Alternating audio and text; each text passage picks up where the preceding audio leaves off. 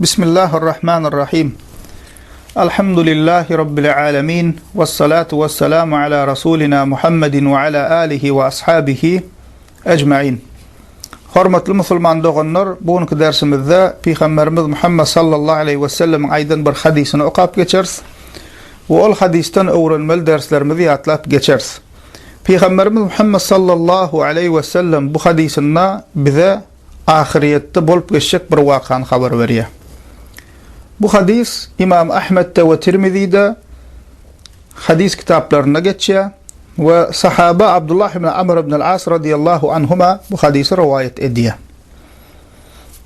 Peygamberimiz sallallahu aleyhi ve sellem aydiya: "İnna Allaha sayukhallisu rajulan min ummeti ala ru'usil khalaiq yawmal kıyamah, feyenşuru aleyhi 99 sicillan, kullu sicillin misli meddil basar, thumma yekul etunkiru min hâzâ şey'en, الظلمك كتبته الحافظون فيقول لا يا ربي فيقول أفلك عذر فيقول لا يا ربي فيقول بلى إن لك عندنا حسنة فإنه لا ظلم عليك اليوم فتخرج بطاقة فيها أشهد أن لا إله إلا الله وأشهد أن محمدا عبده ورسوله فيقول احضر وزنك فيقول يا ربي ما هذه البطاقة مع هذه السجلات فقال إنك لا تظلم قال فتوضع السجلات في كفة والبطاقة في كفة فطاشت السجلات وثقلت البطاقة فلا يثقل مع اسم الله شيء.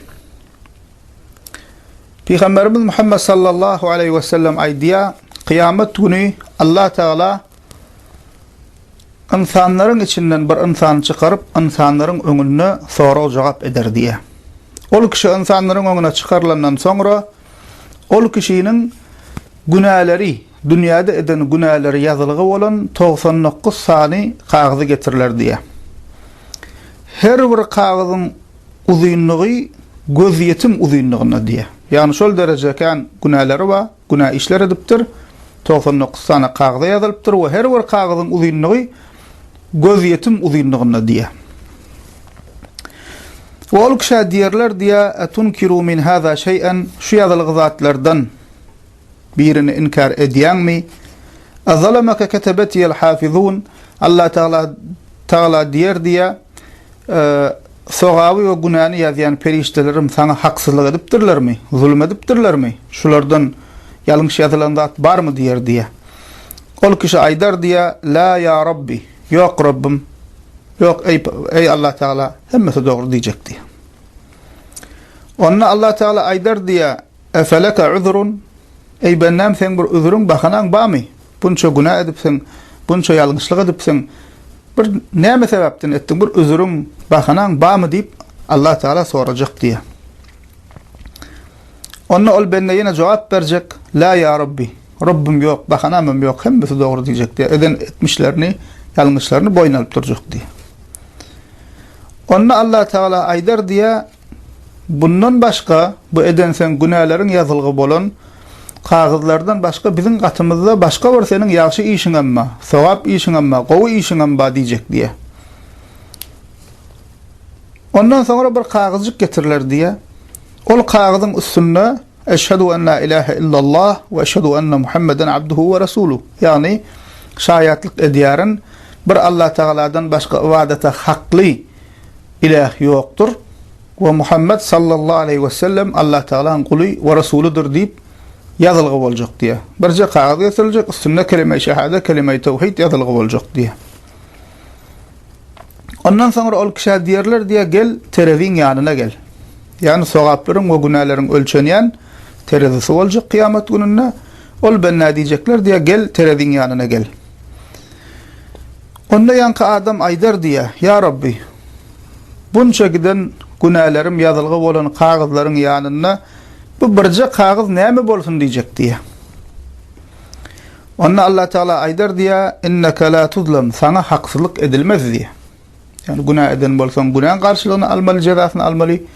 İmanın olsa, soğav işin olsa onun soğavını karşılığını almalı. Sana bugün haksızlık, zulüm edilmez diyecek diye. Ondan sonra Allah Teala buyurur diye terezin bir tarafına yankı 99 sanakka günahlar yazılı kağıtlar. O tarafına bolsa yankı iman, tevhid, la ilahe illallah, Muhammedur Resulullah yazılığı bolan kağıdı koyuljak diye. Yankı kağıt, iman kağıdı koyulandan günahların yazılığı bolan kağıdı pıtırak gidecek diye hemmesi. Näme? İman, tevhid yazılığı bolan ol kişinin imanı ol giden günahlarının yanına ağır gelecek diye. Üstünü gelecek diye. Çünkü diye فَلَا يُثْقَلُ مَعْ اسْمَ اللّٰهِ şey. Hiç bir zat Allah Teala'nın adının yanına onun üstün gelip bilmez, onun ağır gelip bilmez diye Peygamberimiz sallallahu aleyhi ve sellem. İnni Müslüman doğanlar şu dersten, şu hadisten bizim öğrenmeli peydalarımız var. Şoları yatlap geçsek. Birinci bilen Müslüman doğanlar şu hadisten biz näme öğrendik? Kıyamet günü bizim amallarımızın tartıljağı terezi var, mizan var. Şol terezide bizim amallarımız tartılacak, çekilecek. Sogaplarımız bir tarafına, günahlarımız bir tarafına koyulacak. Birinci bu. İkinci, bizim eden etmişlerimizi, sogaplarımızı ve günahlarımızı yazan perişteler var. Biz şuna iman ediyoruz. Bu da periştelere iman etmeklerin bir bölüğü. İmanın altı şartı var. Şoň birim näme? Periştelere iman etmek. Periştelere iman etmek diýende onuň içine girýän bir näçe zatlar var. Şolaryň birim näme? Musulman doganlaryna iman edýäs, biziň sowabymyz we günahymyzy ýazyp duran perişteler var. Bu da öwrenmeli ikinji peýdamyz. Üçüncüsü musulman doganlar Allah Taala'nın Rabbimizin adaleti. Allah Teala musulman doganlar adaletli. Hiç kime zulüm etmeye, haksızlık etmeye. Dünyada Allah Teala bize fırsat berýär, ömür berýär, wagt berýär. Eger sen gowy iş etsen, ýagşy iş etsen, şoň ahiretde garşylygyny almaly, sowabyny almaly. Eger zerre kadar ýalňyşlyk edenen bolsaň, şoň garşylygyny alýan. Insana haksızlyk edilmeýär, zulüm edilmeýär. Dördüncü öwrenmeli peýdamyz musulman doganlar Allah Teala üzrü gowwarýar. Yankı benden näme diýdi Allah Teala? Feleka uzrun. Senin uzrun barmy? Bunça günah iş edipsiň, bunça ýalňyşlyk edipsiň, bir uzrun bahanaň barmy diýdi. Allah Teala musulmanlaryň üzrü gowwarýar. Yani bir bennäni bagşlap bolar ýalyk bir amaly bolsa, bir zady bolsa Allah Teala şol bennäni näme bagşlajak? Çünkü Rabbimiz merhemetli. Bu da näme dördüncü peýda.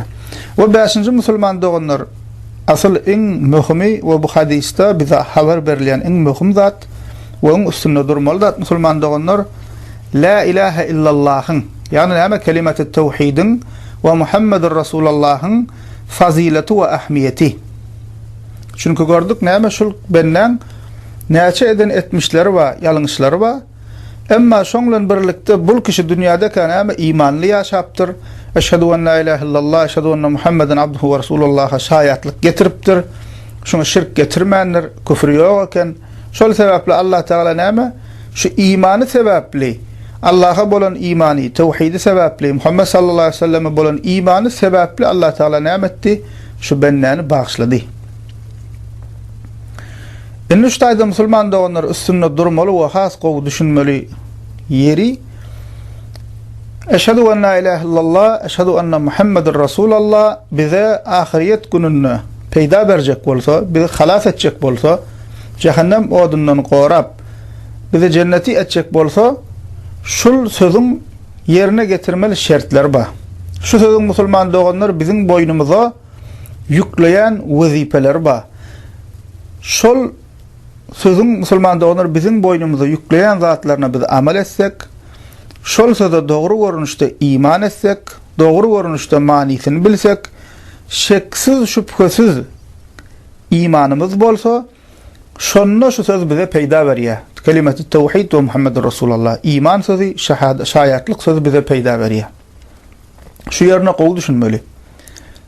Dine dilin bilen, diýeniň bilen, ýöne gowry dillen, eşhedü en la ilahe illallah, eşhedü enne Muhammeden Resulullah diýeniň bilen, onun şartlarını yerine getirmesek, onun manisine düşünmesek, hayatımızda, durmuşumuzda şu söze layıklıkta yaşamasak, iman etmeli zatlarımıza iman edip, o yalnız zatları inkar etmesek, imana ters bolan zatları inkar etmesek, bu sözün bize peydası bolmaya. Delilimiz näme? bu sözü ýöne dil bilen diýmekligiň peýdasynyň bolmaýandygynyň delili näme musulman doganlar? Kur'an-ı Kerim. Allah Taala bize Kur'an-ı Kerim'i açıp okusaňyz, Munafikun suresi wa Munafıklar suresi. Munafık kim?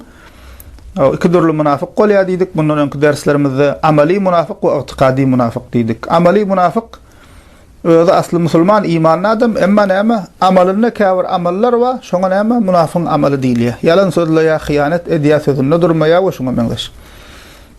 Biram itiqadi munafyk we musulman doganlar itiqadi munafyk diýýärmiz, ananyşda munafyk. Ýagny dili bilen men musulman diýär, la ilahe illallah diýär, Muhammedur Rasulullah diýär, belki namaz kılýar, emma näme iman etmedik. Ýani sade dille aýtsak daşy musulman içi kafir. Kur'an-ı Kerim'de Allah Teala Munafikun suresinde 1-nji ayetinde Allah Teala bize şu hile adamların diyen sözünden haber berýär. Allah Teala diýär: "İza ja'akel munafiquna qalu neşhadu inneke le Rasulullah."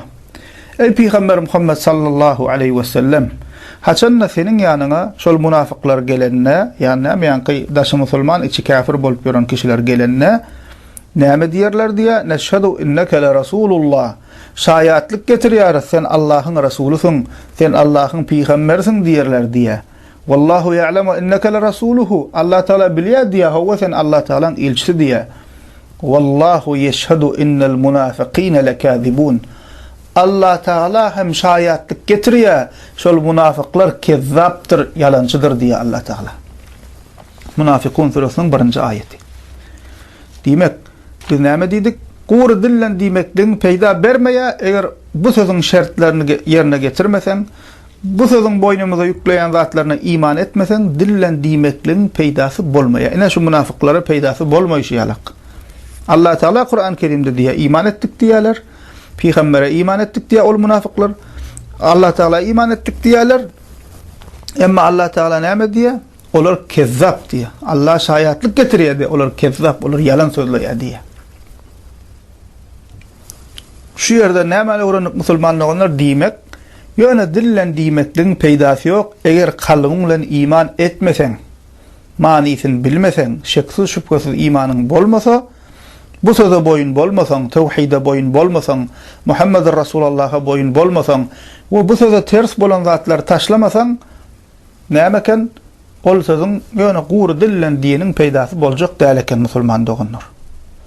Onda huşkar bolmaly, gowy pikirlenmeli, gowy düşünmeli. Eşhedü en la ilahe illallah ve eşhedü enne Muhammeden abduhu ve rasuluh diýemizde biz näme diýäs? Manysy näme diýmek? Şu söz bizden näme isleýär? Nähilek bolmaklygymyzy, näme inanmaklygymyzy we näme inkar etmekligimizi isleýär, şoňa gowy düşünmeli. Kysgaça ýatlak geçsek musulman doganlar, biz diýäs eşhedü en la ilahe illallah. Şaýatlyk getirýärin bir Allah Taala'dan başga ibadete hakly ilah ýokdur diýäs. Hawa la ilahe illallah. Yani ilki inkar edýäs, la diýäs, ýok diýäs. Allah Taala'dan başga hak ibadete hakly, hak ilah ýok diýäs. Hawa näme diň Allah Taala hak ilah, bir Allah ibadete hakly galan zatlar la diýip inkar edýäs. Batyl ilahleri, insanlaryň özleriniň sade dille aýtsak hudaýlaşdyran zatlaryny inkar edýäs. Diýmek bizim şu tawhidimizde kabul we redba. Bir Allah Taala'ny özümizde ilah diýip, hak ilah diýip, hak ma'bud diýip kabul edýäs we insanlaryň hemme batyl ilahlerini, batyl hudaýlaryny inkar edýäs.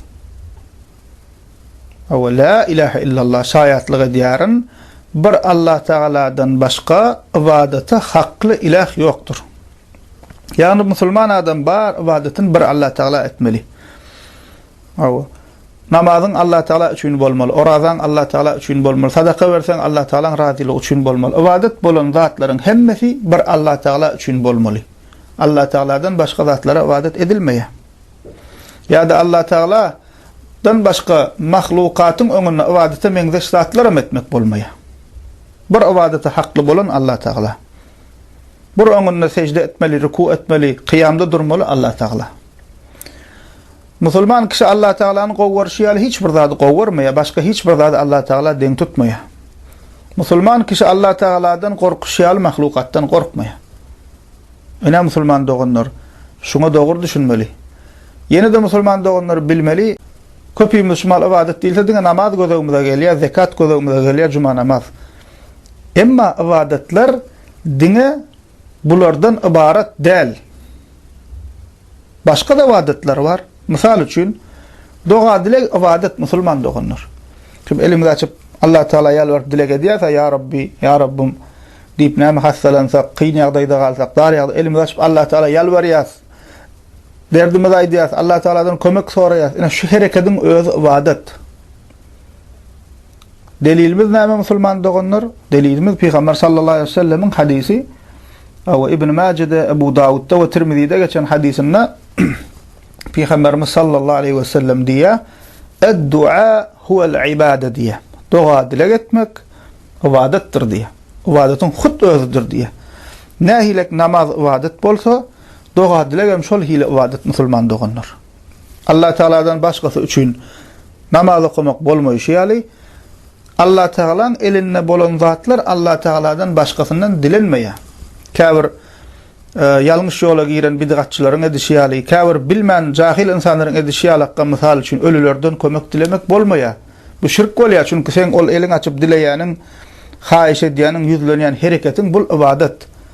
Allah Taala'nın eline bolan zatlar bir Allah'ın özünden dilemeli. Adeti zatlarda insanların güýjüniň ýetýän zatlaryna elbetde insanlar biri-birinden kömek soraýar, ýardamlaşýar. Buň gurrun nedem ýok, bu musulman dogunlar, dogry düşünelin. Allah Taala'nın eline bolan zatlar bir Allah'dan dilemeli. Çağan bolanok ýalbarýan, ya Rabbi çağa bere beri. Hawa ya bolmasa işleň uğruna bolmaklygyny, rızkyň açylmaklygyny dileýän, ya Rabbi rızkyň bere ber diýip rızkyň dileýän. Keselleýän, ya Rabbi şypam bere ber diýip Allah Taala ýalbarýan. Şu zatlar kimiň elinde? Rızık, şypa, hemmesi Allah Taala'nın elinde. Çağan bolmasa çağa bagş etmek, saglyk sıhhat bermek, hemmesi musulman dogunlar kimiň elinde? Bir Allah'ın elinde. Diýmek şu Allah Taala'nın elinde bolan zatlar bir Allah'ın özünden dilemeli. Gidip mahlukatdan, ölüden, weliden, pirden bir zatdan bu zatlar dilenmeýär. Çünkü birinjilen sen bu dilegiň ibadet bolýar, ikinjilen o zatlar olan elinde däl. Diýmek, ýene gaýtalap aýdýan, ibadet diňe namazdan, rozadan ibaret däl eken, başga da ibadetin görnüşleri bar. Bir Allah Taala'dan gorkmak kalbyň ibadeti. Bir Allah Taala'dan gorkmaly. Bir Allah Taala'ny söýmek musulman dogunlar kalbyň ibadeti. Şuňalak musulman dogunlar ibadet görnüşleriniň hemmesini bir Allah Taala üçin etmeli. Ana şonna haqqy bilen la ilahe illallah diýdik biz bolýar. Şonna haqqy bilen la ilahe illallah'a amel etdik biz bolýar. Ýene de musulman dogunlar la ilahe illallah diýemizde batyl anançlary, şirkleri, küfürleri inkar etmeli. Ol insanlaryň özlerini hudaýlaşdyryp ýören ilahlerini biz inkar edýäs. Olaň hemmesi batyl we ýalan niýas. Şolary biz kabul etmeli däl. Ay o da dogry bolmagy mümkin diýsen, onda sen la ilahe illallah'a düşünmänsiň. Diyelim misal üçin bir batyl inançda batyl dinine gezip boran bir topar wa ay olaňam inançlar dogry diýsen, onda sen la ilahe illallah'a tawhide düşünmänsiň. Tawhide düşünen adam bu batyl inançlary inkar etmeli. Tawhide düşünen bolsak musulmanda ona şirk we şirkin görnüşlerini inkar etmeli. Kalbymyzdan çykarmaly zatlary. Tawhide düşünýän bolsak musulmanda onlar palça gitmeli däl. Çünki gaýby bir Allah bilýär. Tawhide dogry düşünýän bolsak musulmanda onlar ýanky täleýnäme diýilýär, garaskop bu zatlary inanmaly däl. Bular batyl zatlar, bular Kur'ana, Islama ters inançlar. Tawhide dogry düşünen adam alaja diýdi, ýanky koçun kellesi diýdi, atynal diýdi. Buňa meňzeş zatlar asyp ýörmeli däl. Çünki gözlemek haksat, gözlerinden gorayan Allah Taala, sebäbi hem gözlerinden goramaga sebäp gerek bolsa Peygamber sallallahu aleyhi ve sellem öwredipdir. Ayetul Kursi Felak Nas şular okumaly, öz doga dilekleri bar. Emma bul insanyň öz içinde edip bular batyl zatlar, bular tawhidi kamil adamyň inanmaly däl zatlary. Irmlar we batyl irmlar we öňünden pişik geçdi, itulady, ýene bir zat tawhide dogry düşünen adam bu zatlary inkar etmeli. Bular hemmesi batyl zatlar. Diýmek musulman dogunlar tawhidin bize peýda bermek üçin tawhidin bizim boynumuza yükleyen zatlaryny, la ilahe illallah'ın bizim boynumuza yükleyen zatlaryny amel etmeli, şo görnüşde dogry iman etmeli. Edil şonuň ýaly musulman dogunlar tawhidin ýanyna hukman Muhammedur Rasulullah bolmaly. İkisi İslamyň näme? Birinji sütüni bolýar şu. La ilahe illallah Muhammedur Rasulullah İslamyň 5 sütüni we şoň birinjisi näşe? Şaýatlyk getirmek. Muhammedur Rasulullah, la ilahe illallah Muhammedur Rasulullah ikisi bir sütün. İkisi birlikde bolmaly, bolmasa peýda bermeýär. Muhammedur Resulullah demek näme hawa? Şayatlyk getirýäryn, bir Allah şayatlyk getirýäryn. Muhammed sallallahu aleyhi ve sellem Allah Teala'nın Rasuli, ilçisi, ahirki peygamber diýip şayatlyk getirmeli. Indi şu manysy näme? Haçanna men şayatlyk edýän Muhammed sallallahu aleyhi ve sellem Allah Teala'nın Rasuli we ilçisi diýemizde näme diýdigim bolýar? Hawa peygamber diýdik, ýöne şu söz menden näme isleýär? Bizim boynumuzda şu söz näme ýükleýär musulman doganlar? Birinjisi musulman doganlar Allah Teala'ga dine peygamberimiz Muhammed sallallahu aleyhi ve sellemin öwre düşýärlik ibadet etmeli. Namaz kılacakmy? Peygamberimizin kılşýarlyk, öwre düşýärlik kılmaly. Orada tutjakmy? O da şol hil. Galan ibadetlerim şol hil bolmaly. Ýagny özüňçe bir toslap tapylan ibadetlerin ýa-da bid'at bolan namazlaryň, orazalaryň ýerine düşmeli däl. Gösgünüce Muhammed sallallahu aleyhi ve sellem nahil öwreden bolsa, mezhep kitaplarymyzda, fıkıh kitaplarına nahilek ýazylan bolsa, şol hile amal etmeli. İkincisi musulman doganlar Muhammed sallallahu aleyhi ve selleme iman etmek diýmek, eger Peygamberimiz sallallahu aleyhi ve sellem bizi bir zatdan gaýtaran bolsa, şol zatdan kaçmaly, şoňa şol zatlar etmeli däl. Dilim bilen men şayatlyk getirýän Muhammed sallallahu aleyhi ve sellem Allah Teala'nın Rasuludur diýip dursaň, soňra Peygamber sallallahu aleyhi ve sellem'in etmediği zatlaryny edip dursaň, dogry bolmaýar musulman dogan. Peygamberlerine inanýan bolsaň, aýdyn zatlaryň hakdygyna inanýan bolsaň, onda şu buyruklaryny gaçdýan zatlardan gaçmaly. Üçüncüsü Peygamber sallallahu aleyhi ve sellem bize bir iş edin diýen bolsa, şol işi başaranyňdan etmeli. Bir tarapdan men Peygamberimize iman etdim, Peygamberimiz söýýän diýip dursaň diliň bilen, emma ýaşaýyşyňda da Peygamber sallallahu aleyhi ve sellemin diýen zatlarynyň tersine ýaşap ýörsäň, bul musulman dogan, intak onu sen bu Muhammed Resulullah'a doğal düşünmedin. Dördüncüsü musulman doganlar, Peygamber sallallahu aleyhi ve sellem bize bir zat haber beren bolsa, şol haber beren zatlaryny tasdik etmeli. Diýär Peygamber sallallahu aleyhi ve sellem kabir azaby hakdyr diýär. Biz iman edýäs, şoňa şekimiz şüphemiz ýok. Ay nahilek bolarka, akylma sığmaýa, düşünjäme sığmaýa diýmeli däl musulman dogan. Sahih hadiste gelen bolsa başymyzyň täji şol. Peygamberimiz sallallahu aleyhi ve sellem kıyametin alamatlarından haber berýär. Peygamberimiz Muhammed sallallahu aleyhi ve sellem cehennemden, cennetten ve ol ahirette bolup geçecek zatlardan, Sırat köprüsünden, mizandan haber berýär hadislerine. Ahirette bolacak halatları. Biz şuna iman edýäs. Tasdik edýäs. Ay men aklyma sığmady. Bu beýle bolarmy ka? Bu bilime görä däl. Ya bir zat diýip şunu kunna käwir adamlaryň diýişýärlikka musulman adamın ağzından bu hil sözler çıkmaya. Peygamber sallallahu aleyhi ve sellem diýdimi? Sahih hadiste gelimi biz tasdik edýäs şol. Başymyzyň täji. Onun bunun gepi bilen hadiste gelen zaty biz inkar edip bilmeýäs. Eger inkar edýän bolsaň, onda sen Muhammed Resulullah'a düşünmedik adam intak. Intak ona sana o söz peýda bermänir. Dünýäde peýda bermänir, ahirette de peýda bermez. Diýmek musulman doganlar, Kıyamet gününde, bu dünyada ve kıyamet gününde bize eşhedü en la ilahe illallah, eşhedü enne Muhammedur Resulullah peýda berjek bolsa, yankı diýişme manysine düşünmeli, şertlerini berca etmeli ve şu sözlere yanlış bolan, imana ters gelen, şeriata ters gelen zatlarym taşlamaly.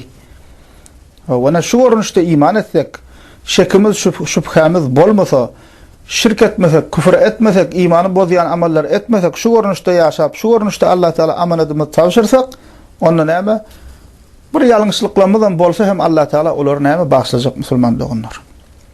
Subhanakallahumma ve bihamdik, eşhedü en la ilaha illa ent, estağfiruke ve etûbü ileyk.